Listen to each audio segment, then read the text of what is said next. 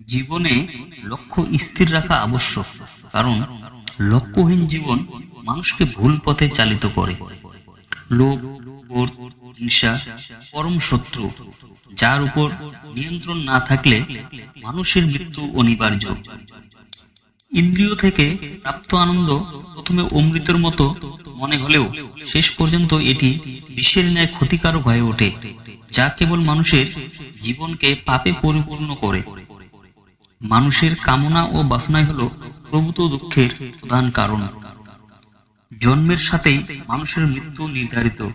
তাই নিজের কর্ম করো, তবে বিনা অহংকারে, বিনা লালসায়, বিনা হিংসায়।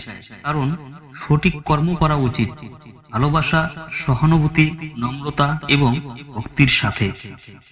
জীবনে কর্ম করে যাও, ফলের আশা করো না।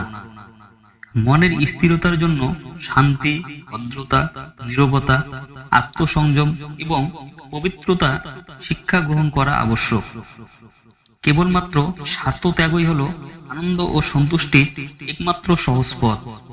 সময় হলো সর্বশক্তিমান, তাই কখনো সময় নষ্ট করো না।